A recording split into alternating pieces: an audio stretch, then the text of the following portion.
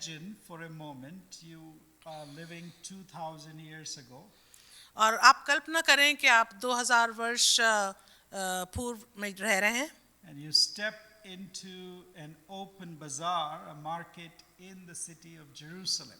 और आप यरूशलेम शहर में एक खुले बाजार में हैं. It's noisy, शोर शराबा है smelly, और काफ़ी महक है. lots of animals and the noise of fish and birds and everything at the same time. और एक ही समय में बहुत से जानवरों की आवाज़ है और दूसरे जानवर भी हैं. And the vendors are calling you, come here, and they are announcing their prices and discounts. और लोग जो हैं अपने जो भी सामान वो बेच रहे हैं और जो भी उसका मूल लगा रहे हैं उसके लिए वो आवाज़ें लगा रहे हैं, आपको बुला रहे हैं. And then you notice in a corner in the market, और तब आप ध्यान से देखेंगे कि एक कोने में उस बाजार में there is a string on which some birds are hanging. और वहाँ पे कोई एक तार सा है, एक जिस पे कुछ चिड़ियाँ लटकी हुई हैं. Small, छोटी सी हैं, tiny, बहुत ही छोटी हैं.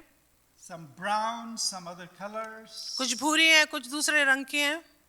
Very ordinary birds that you would not otherwise pay attention to in that market. और बहुत ही साधारण सी ये चिड़ियाँ हैं जो आप ज़्यादातर आप ऐसे समय में जिन पे ध्यान नहीं करेंगे. And then there is a very insignificant person sitting in that corner.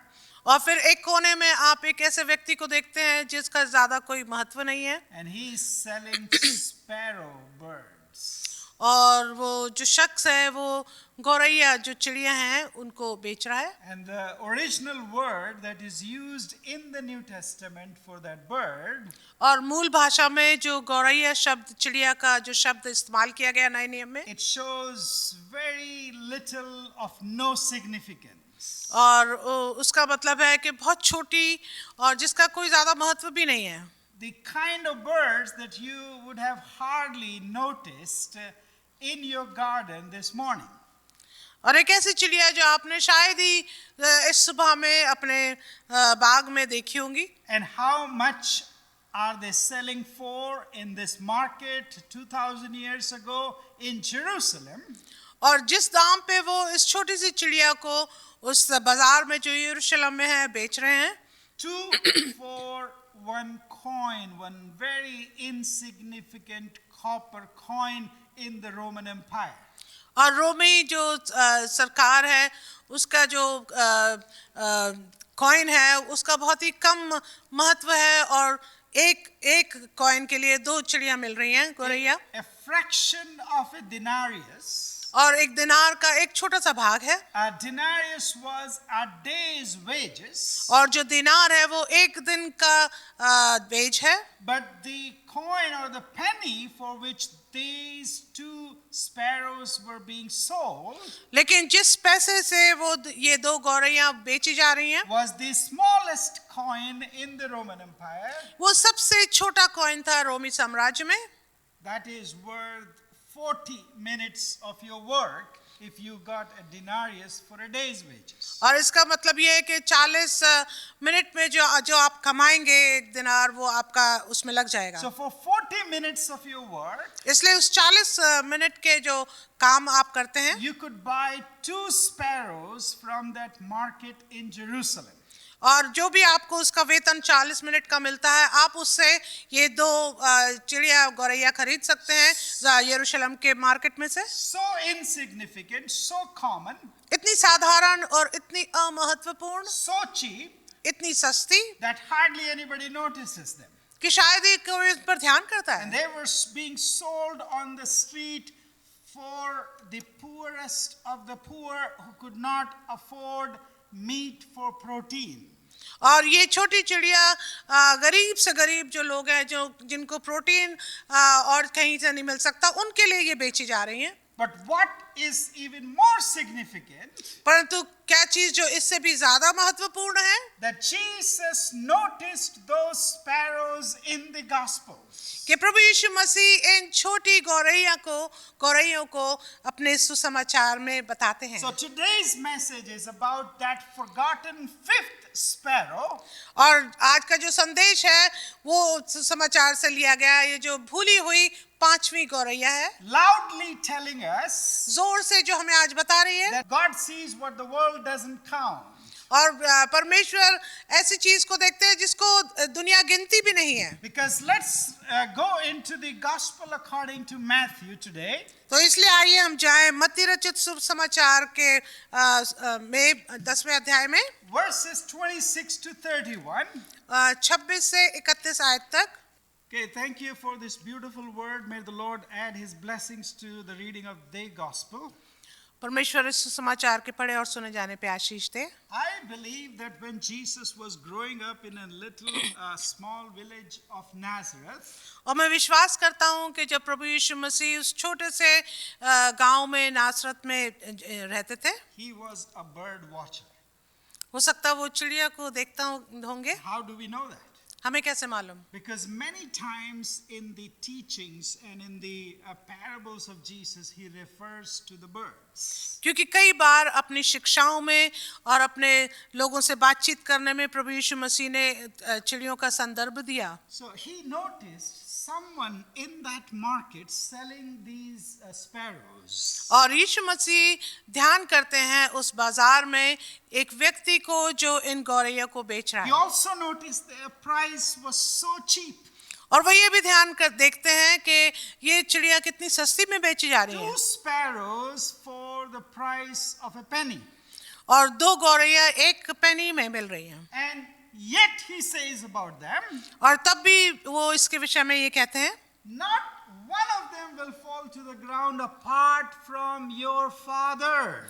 तभी तुम्हारे पिता की इच्छा के बिना उनमें से एक भी भूमि पर नहीं गिर सकती। And then he concludes, do not be afraid. और फिर वो इस बात को खत्म करते हैं, इसलिए डरो नहीं। You are more valuable than many sparrows. आमीन। तुम बहुत गौरैयों से बढ़कर हो।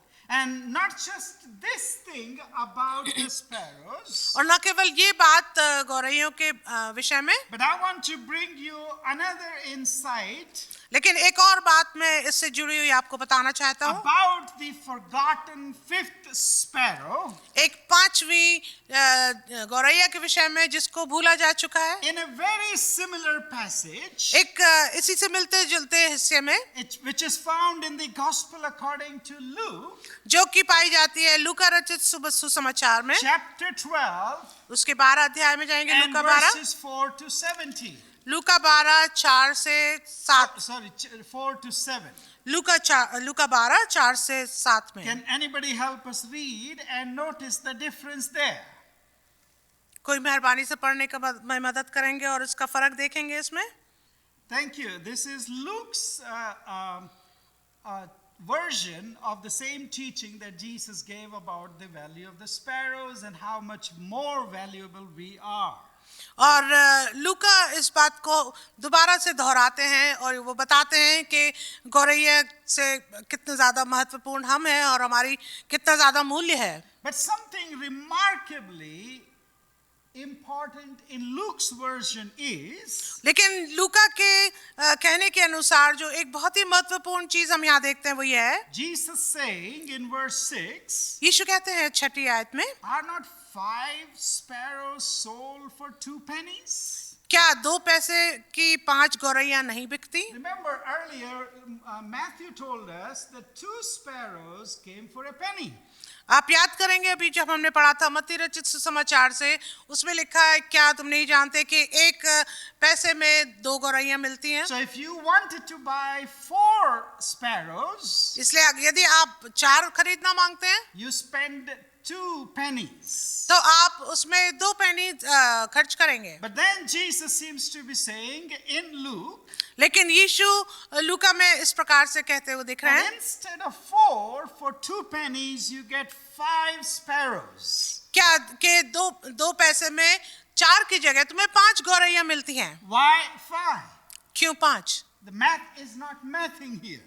और जो गणित है यहाँ पे मेलजोल नहीं खाती। Well, if you remember the custom 2000 years ago in an open bazaar, और यदि आप ध्यान करेंगे 2000 वर्ष पूर्व यदि आप एक खुले बाजार की बात करेंगे, if you went and spent a little more, that is more than a penny, okay, यदि आप कुछ ज्यादा खर्च करेंगे यानी कि 1 पैसे से ज्यादा, the vendor will give you 4 sparrows for 2 pennies.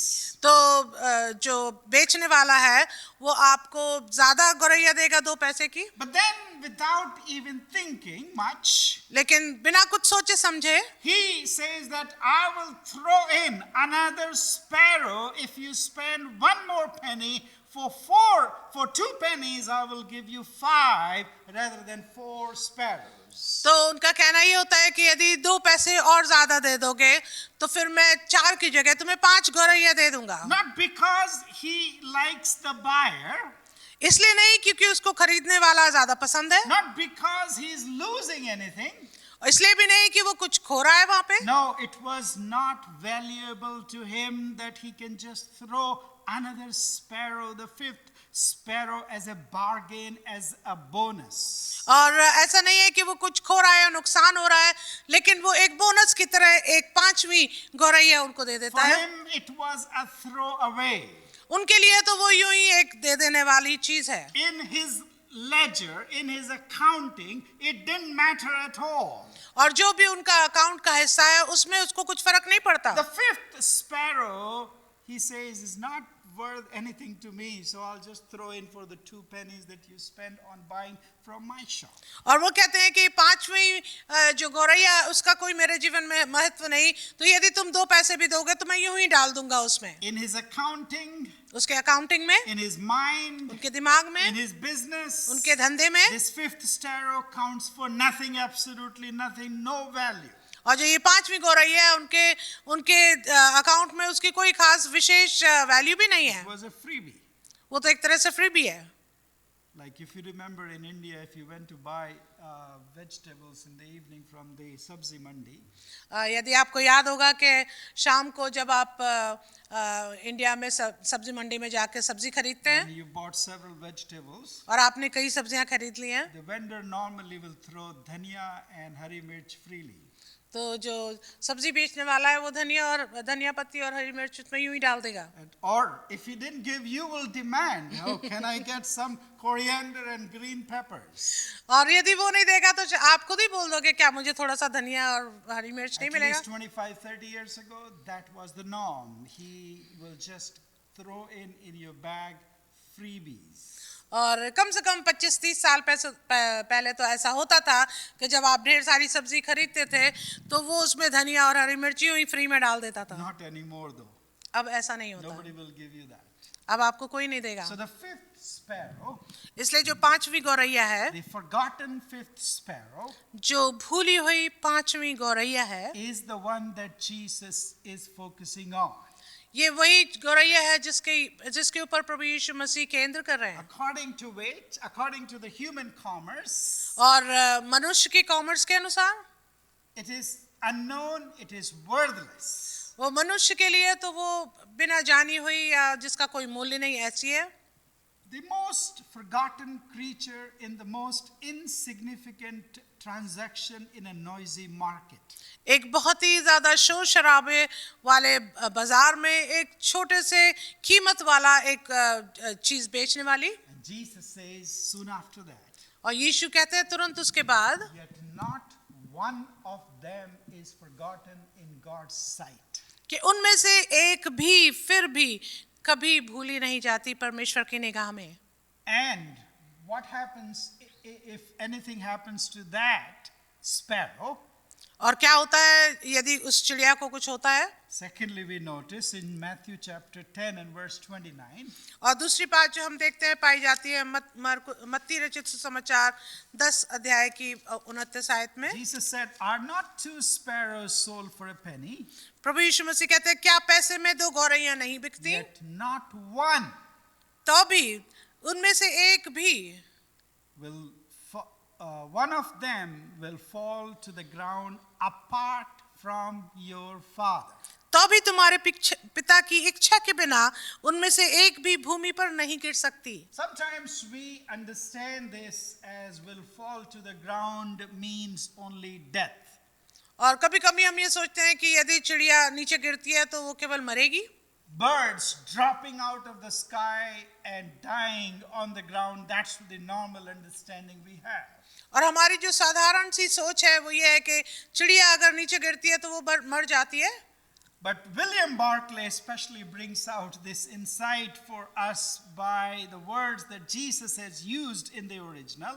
और विलियम बार्कले के अनुसार जो मूल भाषा में इसके लिए इस्तेमाल किया गया, He says it means not necessarily death, उसका अर्थ ये है कि जरूरी नहीं है कि चिड़िया मरे, but this light tiny bird, when it comes to the ground, it hops on the ground, even that part of that bird is not forgotten, and God remembers that, and God sees that it cannot happen without the will of the Father. आमीन। और जब ये चिड़िया नीचे गिरती है तो मरती नहीं, लेकिन वो धीरे से फुदकती हुई आगे बढ़ती है और परमेश्वर उसको भी देखता है और ये भी परमेश्वर की नजर से छिपा नहीं है। Insignificant cheap bird, और ये जो अमहत्वपूर्ण सस्ती सी चिड़िया है, hopping around without thinking, जो कूद रही है बिना सोचे समझे, lights on the ground, और वो lands on the ground, वो जमीन पर उतरती है and hops around, और वो कूदती है, and every time it does that, और हर समय जब वो ऐसा करती है, Jesus is revealing that God notices that. और प्रभु यीशु मसीह इस बात को प्रकाशन दे रहे हैं कि परमेश्वर ये भी सुधि लेते हैं। Every flight, हर एक उसका उड़ना, every perch, हर एक बैठना, every hop, हर एक कूदना, every landing on the ground, हर एक बार जब वो जमीन पर लैंड करती and है, finally when it falls on the ground and dies, even that God notices. और यदि वो गिर के मर भी जाए तो वो भी परमेश्वर के ध्यान में है। Friends, this is not just the providence of God. मेरे मित्रों, ये केवल प्रभु यीशु मसीह का या परमेश्वर का प्रावधान नहीं है। Jesus is saying and revealing to us that God is so intimate and so much paying attention even to a sparrow. और प्रभु यीशु मसीह इस बात को हमें याद दिला रहे हैं कि परमेश्वर छोटी सी छोटी, यानी कि जिसका कोई मूल्य भी नहीं, जैसे एक गौरैया है, वैसे ही परमेश्वर हमारा ध्यान करते हैं। It's so thorough, it's so intimate, ये इतना ज्यादा नजदीकी वाला एक रिश्ता है, so personal, इतना व्यक्तिगत है that it staggers our imagination that God would pay so much attention to this sparrow. कि ये हमारे ध्यान में, हमको समझ में नहीं आता कि कैसे हो सकता है कि परमेश्वर एक छोटी सी गौरैया के ऊपर इतना ध्यान कर सकता, इतना ज्यादा उस पर उसकी चिंता कर सकता है। So what is Jesus trying to do through this parable? इसलिए परमेश्वर इस दृष्टांत के द्वारा क्या करना चाह रहे He हैं? is revealing to us a God as the Father, और प्रभु यीशु मसीह हमारे सामने प्रकाशन दे रहे हैं परमेश्वर को एक पिता के रूप में, and God who cares. एक ऐसा परमेश्वर जो ध्यान करता है। That's why notice the word that Jesus is using. इसलिए अगर आप ध्यान दें उस शब्द पर जो प्रभु यीशु मसीह इस्तेमाल कर रहे हैं, Are not two sparrows sold for a penny? क्या पैसे में दो गौरैया नहीं बिकती? Yet not one of them will fall to the ground apart from your, he could have said, sovereign creator God. और तो भी तुम्हारे पिता की इच्छा के बिना उनमें से एक भी भूमि पर नहीं गिर सकती। वो ये भी कह सकते थे कि तुम्हारा रचयिता परमेश्वर, The Almighty God. या तुम्हारा ये सर्वशक्तिमान The परमेश्वर, God all powerful. वो परमेश्वर जो बहुत ही शक्तिमान है। But he says, your Father. लेकिन वो कहता है तुम्हारे पिता। And that was not the understanding the Israelites had in those days about God, the Almighty God, the Father, the powerful. They could not call him Father. और प्रभु यीशु मसीह इस बात को प्रकाशित कर रहे हैं क्योंकि इस्राएली लोग उस समय में परमेश्वर को पिता करके नहीं पुकार सकते No, थे। we may believe in a God who created this universe. हम परमेश्वर पर विश्वास तो कर सकते हैं जिसने इस सृष्टि की रचना But की, now, after the creation, लेकिन अब सृष्टि के बाद some of us believe हम में से कुछ विश्वास करते हैं God acts like that distant CEO और लोग सोचते हैं कि परमेश्वर जो है एक बहुत दूर वाला एक व्यक्ति है who sets the policies, जो पॉलिसी तो बना देता and then he trusts everybody, the whole organizational system, to follow it and to run it smoothly. और फिर वो ये पूरे लोगों से पर भरोसा करता है कि ये सब कुछ सुचारू रूप से चलाएंगे। So many of us think the providence of God is like that. तो इसलिए हम में से कई लोग ऐसा सोचते हैं कि जो ये प्रावधान परमेश्वर की ओर से है ये ऐसे ही है। So God governs this universe परमेश्वर इस सृष्टि को, इस भूमंडल को पूरा गवर्न करते हैं from a distance. बहुत दूर से, He is not engaged in the daily activities of this world. और परमेश्वर जो है हमारे दिन भर की हर दिन की दिनचर्या पर ज्यादा ध्यान नहीं He देते, only cares about the great sweeps of history happening in our world.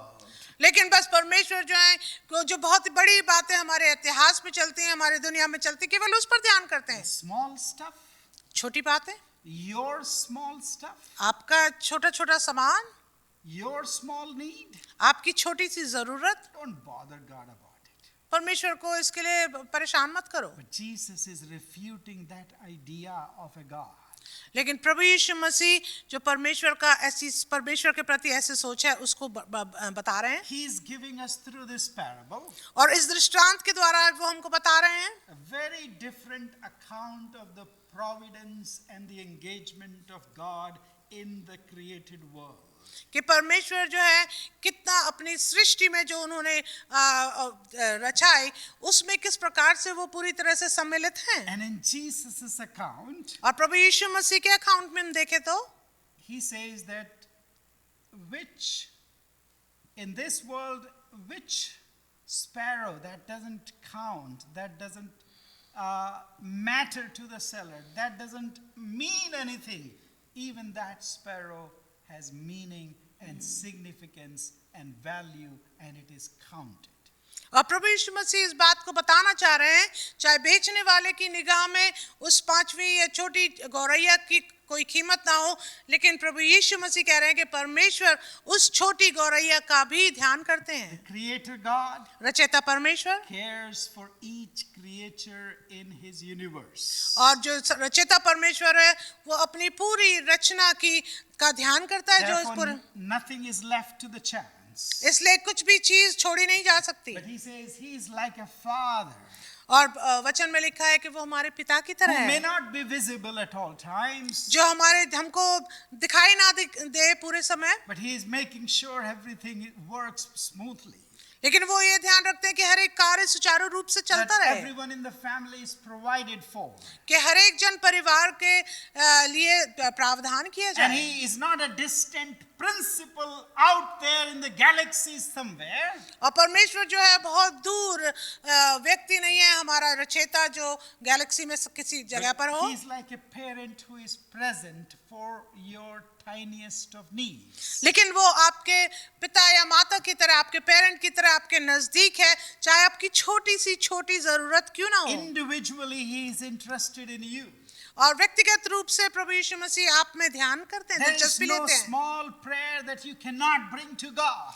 कोई भी ऐसी छोटी दुआ नहीं है जो आप परमेश्वर के निकट नहीं ला सकते। No small need for God. He can look after even the tiniest insignificant sparrow. So He will look after your needs. और जिस प्रकार से प्रभु यीशु मसीह सबसे छोटी चिड़िया गौरैया जिसका कोई महत्व भी नहीं होता बेचने वाले के लिए, उससे बढ़कर आप हैं और परमेश्वर आपका ध्यान करता है। This does not mean इसका अर्थ ये नहीं है that God will not bring or allow suffering in your life. कि परमेश्वर आपके जीवन में कोई परेशानी नहीं आने देगा। That is a prosperity gospel. वो एक धन संपन्नता वाला एक समाचार है। That's not what Jesus is teaching here. और ये ऐसी बात नहीं है जो प्रभु यीशु मसीह यहाँ सिखा रहे हैं, But what Jesus is showing us, लेकिन क्या हमें प्रभु यीशु मसीह यहाँ दिखा रहे हैं that God cares, even God does not erase the pain when He cares for us. कि प्रभु यीशु मसीह जो दुख है उसको यूं ही नहीं मिटा देते जब वो हमारी ध्यान करते हैं। Remember, Jesus is talking to the disciples आप याद करें कि प्रभु यीशु मसीह अपने शिष्यों से बातचीत कर रहे हैं when He is preparing them to go and preach the gospel. जब वो उनको तैयार कर रहे हैं कि वो सुसमाचार का प्रचार He करेंगे। knows that they will be scared. उनको मालूम है कि शिष्य जो है वो डरे हुए He होंगे, knows about the enemies of the gospel. वो जानते हैं कि सुसमाचार के दुश्मन कौन है, He knows the Jews will persecute him and his disciples. और प्रभु यीशु मसीह जानते थे कि यहूदी लोग उनको और उनके शिष्यों को सताएंगे। So he knows that you will be scared, तो उनको मालूम है कि आप डरे हुए होंगे, and therefore he brings this parable इसलिए प्रभु यीशु मसीह इस दृष्टांत को लाते हैं that are not two sparrows sold for a penny, yet not one of them will fall to the ground and apart from your Father, and even the hairs of your head are all counted. So do not be afraid, you are more value than many sparrows. आमीन। क्या पैसे में दो गौरैया नहीं बिकती, तो भी तुम्हारे पिता की इच्छा के बिना उनमें से एक भी भूमि पर नहीं गिर सकती। तुम्हारे सर के बाल भी सब गिने हुए हैं, इसलिए डरो नहीं, तुम बहुत गौरैयों से बढ़कर हो। This reminds me of Dietrich Bonhoeffer, और ये मुझे याद दिलाता है डाइट्रिच बोनहोफर के विषय में, who was a pastor and a theologian जो कि एक पासबान थे और एक थियोलॉजियन थे, during the Nazi period in Germany.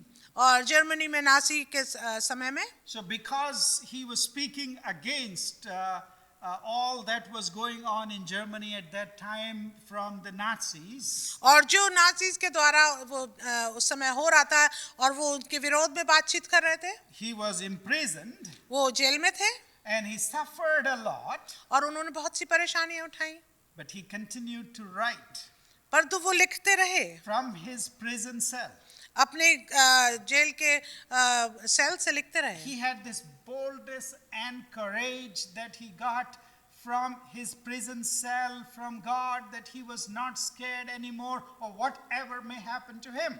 और वो उतना साहस उनको उस जेल के कमरे में भी मिला कि कुछ भी चाहे क्यों ना हो जाए, तब भी वो बड़े साहस के साथ लिखते रहेंगे और वो डरते नहीं थे कि अब क्या होगा उनके साथ। And Bonhoeffer sheds light on these words of Jesus Christ. और बोनहोफर जो है वो इन आयतों पर जो अभी हम पढ़ रहे हैं उन पर ज्यादा ध्यान देते हैं। He said, वो कहते हैं, knowing God watches over the sparrows does not promise escape from hardship. और वो कहते हैं कि प्रभु यीशु मसीह या परमेश्वर जो गौरैयों की देखभाल करने के लिए हमसे वादा किए हैं, वो हमारी परेशानियों में हमें छोड़ नहीं देते।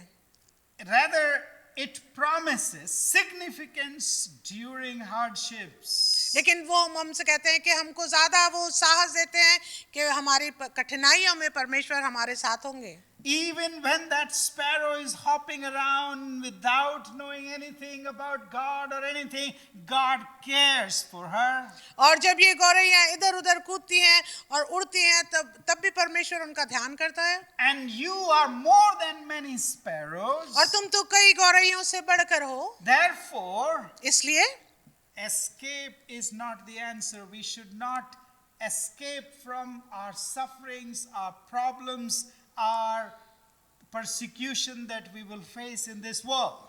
इसलिए जो बचने का तरीका है वो हमें इन सब बातों से नहीं बचाएगा, लेकिन परमेश्वर हमारी सहायता करेगा। He says God values us. वो कहते हैं कि परमेश्वर हमारा हमको वैल्यू करता है। We have significance for God. हमारा मूल्य है परमेश्वर के सामने। And that means suffering in our life is not random, rather it is permitted by God. इसका मतलब यह है कि जो हमारे जीवन में जो परेशानियां आती हैं वो यूं ही नहीं आ जाती, लेकिन परमेश्वर उनको हमारे जीवन में आने देते हैं। And these sufferings in our lives और ये जो कठिनाइयां हमारे जीवन में हैं will produce invisibly some character in us, some more significance for us. और ऐसा करने के द्वारा परमेश्वर हमारे जीवन से कुछ ना कुछ हमारे जीवन में हमको महत्वपूर्ण बातें सिखाएंगे। Remember, Dietrich Bonhoeffer was not writing from his comfortable ivory tower. और आप याद करें कि जो बॉनहोफर है वो बहुत ही आरामदायक जगह से नहीं लिख रहे हैं, He was writing this from a prison cell, लेकिन वो तो जेल में से लिख रहे हैं, knowing fully well जानते हुए that he will never be out of that prison cell, कि ये कभी भी उस जेल से बाहर नहीं आ that सकते, he will have to pay cost for his faithfulness to God and speaking the truth. कि उन्हें सच बोलने के लिए और परमेश्वर के पीछे चलने के लिए दाम चुकाना पड़ेगा। So in 1945, इसलिए 1945 में at the concentration camp, एक कंसंट्रेशन कैंप में when it was time for him to be led to be killed, जब समय आया कि उनको ले जाया जाए मारने के लिए, so those who witnessed his final moments, और जिन्होंने उनके इस अंतिम क्षणों को देखा, he said quietly, बहुत ही शांत तरीके से उन्होंने बोला, "This is the end ये तो अंत है for me, मेरे the लिए, beginning of life." परंतु मेरे लिए ये जीवन की शुरुआत है। Hallelujah. Hallelujah. He was so calm and quiet and confident in the care of God वो इतने शांत और इतने अपने आप में इतने कॉन्फिडेंट थे, इतने ज्यादा निश्चिंत थे, और उनको निश्चय था परमेश्वर के विषय में। He knew that danger was coming. He knew persecution and death was waiting for him. उनको मालूम था कि खतरा तो आ रहा है, मृत्यु उनके सामने है, But he knew also that he knows someone who cares for him and there is a life waiting for him even after death. लेकिन वो ये भी जानते थे कि कोई उनका इंतजार कर रहा है मृत्यु के बाद उस जीवन में। Not that his life will not be spared. इसलिए नहीं कि उनका जीवन तो बचा लिया Not जाएगा, that because God loves, he doesn't have to go through persecution. इसलिए भी नहीं कि परमेश्वर उनका ध्यान करता है तो उन्हें सताव से नहीं Not गुजरना that पड़ेगा, because God loves us, so we will never lack anything and we will always have prosperity. और इसलिए भी नहीं कि परमेश्वर हमारा ध्यान करता है इसलिए हमें कोई परेशानी नहीं होगी, हमें धन संपन्न बनाए So रखेगा what does परमेश्वर। all of this mean for us then when God says that he cares for us more than sparrows? तो इसका अर्थ हमारे जीवन में क्या है जो परमेश्वर कहते हैं, प्रभु यीशु मसीह याद दिलाते हैं कि परमेश्वर गौरैया से ज्यादा आपकी चिंता करता है। इसका अर्थ क्या है हमारे लिए आज? Friends, first of all it means मेरे मित्रों, पहली बात इसका अर्थ ये है, you are never too small for God's amen, attention. Hallelujah, कि आप कभी भी इतने छोटे नहीं है कि परमेश्वर का ध्यान आप पर ना जाए। In this world you may be the smallest person alive, इस दुनिया में आप सबसे छोटे शख्स हो सकते हैं जो जीवित हो, the most insignificant that the world doesn't care about. सबसे ज्यादा अमहत्वपूर्ण या किसी को कोई परवाह भी नहीं है इस दुनिया में आपके लिए। You are never too small for God's attention, Amen. your creator, your father. आमीन। लेकिन आप अपने रचयिता परमेश्वर, अपने पिता की निगाह में कभी भी इतने छोटे नहीं है कि उसका ध्यान आप पर ना जाए। So it means इसलिए इसका अर्थ ये है you should never entertain the idea कि कभी भी आप इस सोच को एंटरटेन ना करें that we should not bother God with our trivial prayers and needs. और कभी आप इस बात को ना सोचें कि हम परमेश्वर को परेशान करेंगे कि हम छोटी सी प्रार्थना कर रहे हैं, कि छोटी जरूरत के लिए प्रार्थना कर रहे हैं। Maybe a small anxiety, हो सकता है एक छोटी सी एंजाइटी हो, a परेशानी, lost item maybe, कुछ चीज खो गई हो शायद, a minor fear of a person or a thing, एक छोटा सा डर किसी व्यक्ति के विषय में या किसी चीज के विषय में, or a big scare of the future life. या फिर कोई एक बहुत बड़ा डर अपने भविष्य के जीवन के लिए। If God tracks every hop of an insignificant sparrow, यदि परमेश्वर एक छोटे छोटे कूदने को जो गौरैया पृथ्वी पर करती है या उड़ान करती है, जब परमेश्वर उसकी चिंता करता है, then nothing in your life तो कुछ भी चीज आपके जीवन में is beneath his notice. वो परमेश्वर के ध्यान से नीचे नहीं है। He's not too busy for you. मेरा परमेश्वर आपके लिए कभी भी इतना व्यस्त नहीं है। He's not too grand for you that you cannot come to him any moment. वो इस प्रकार का भी नहीं है कि आप उसके सामने किसी क्षण में नहीं आ सकते। Because remember, Jesus says, क्योंकि आप याद करें, प्रभु यीशु मसीह ने कहा, He's your Father. वो आपका पिता है, Bring it all to him. सब कुछ उसके पास ले आओ। Secondly, it means दूसरी बात का अर्थ यह है, what the world writes off, God has not written off.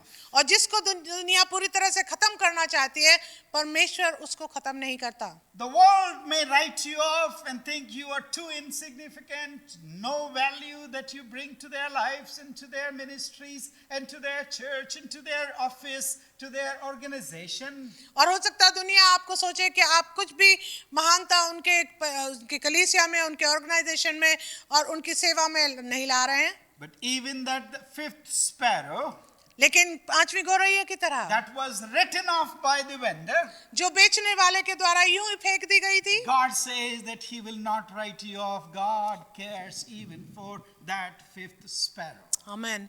लेकिन परमेश्वर कहता है कि वो आपको कभी नहीं छोड़ेगा। परमेश्वर उस पांचवी गौरैया की भी चिंता करता है। Some of us may feel today, my dear friends, like that fifth sparrow that was thrown in और हम में as से a bargain.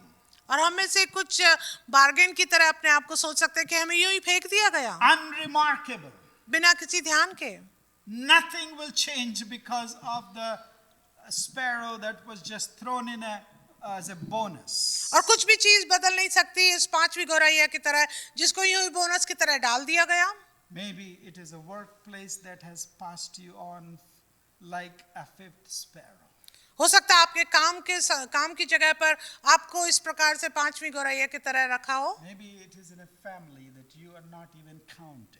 हो सकता है आपके परिवार में ऐसा आप महसूस करते हो कि आपकी कोई गिनती नहीं You करता, are undervalued. या आपकी कोई वैल्यू नहीं मानी You जाती, don't bring any value to the table. कि आप मेज पर किसी प्रकार का कोई मूल्य नहीं लाते। Maybe in the society, in your career path, nobody notices you. You are just trying to take a step after another step. और यहाँ तक कि समाज में भी आप बस यूं ही कदम बढ़ाते जा रहे हो, लेकिन कोई आपकी सुधि नहीं लेता, कोई आपको ध्यान भी नहीं देता। Listen to this. आप इसको ध्यान से सुने। The fifth sparrow is the one that Jesus notices and says every hop of it is taken care by Jesus Christ, by the Lord. आमीन। और प्रभु यीशु मसीह कहते हैं, जो हमारे प्रभु हैं, कि हर एक वो पांचवी गौरैया जिसको दुनिया गौर नहीं देती, उस पे परमेश्वर गौर करता है, ध्यान करता है। You are not forgotten. Your sufferings, your pain, your tears are not forgotten in God's आमीन, eyes. आमीन। और आपके आंसू, आपकी परेशानी, आपका दुख परमेश्वर के द्वारा भुलाया नहीं गया है। परमेश्वर आपका ध्यान करते हैं। The world may write you off. दुनिया तो आपको फेंक सकती है, People may write you off. लोग भी आपको धोखा दे सकते हैं, But God still cares like a caring father to whom you can return anytime. लेकिन आप हमारा पिता परमेश्वर जो है वो निरंतर हमारा ध्यान करता है, हमको प्यार करता है, और वो चाहता है कि हम कभी भी उसके पास आ सकते हैं। And lastly, Jesus liberates us from the continuous need for approval of others. और परमेश्वर इस वचन में प्रभु यीशु मसीह हमें आज़ादी देते हैं कि हम बार बार इस बात की ज़रूरत महसूस करते हो कि शायद हमें दूसरों का अप्रूवल चाहिए। Maybe in your life, में आपके जीवन में हो in सकता your है, spiritual walk, आपके आत्मिक यात्रा in में, your faith, आपके विश्वास में, you are perpetually scanning people and others that will validate who you are and what you believe.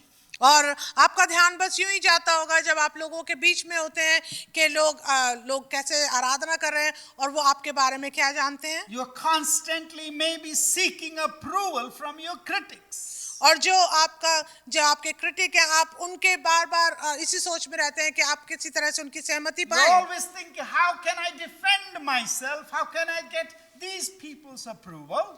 और आप बार बार ये सोचते हैं कि मैं कैसे अपने आप को डिफेंड करूं, मैं इन लोगों का अप्रूवल कैसे So लूं। our faith may become defensive all the time, waiting for other people to react so that we can present ourselves. No, I've got the right ideas, right beliefs. और इसलिए हम ये सोचने लगते हैं कि लोगों को हम कैसे उनकी सहमति लें, और हम पूरे वक्त इस डिफेंस में रहते हैं कि हम किस तरह से लोगों को अपने लिए सहमत करें। Especially many of us who come from India.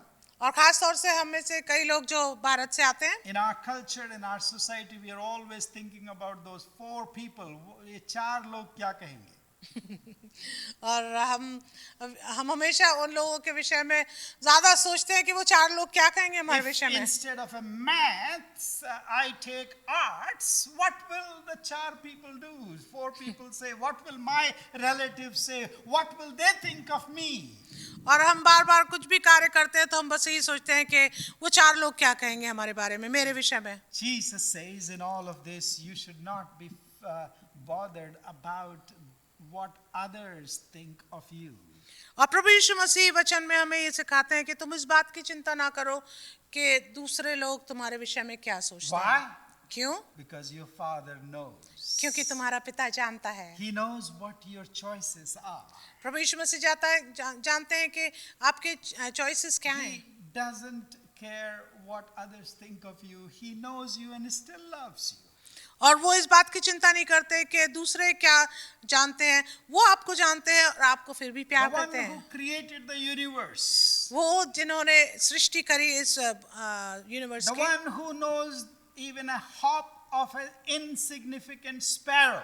ये एक ऐसा जन जो एक छोटे से उड़ान को और कूदने को जो एक गौरैया की उसको जानता है। His eyes are fixed on you.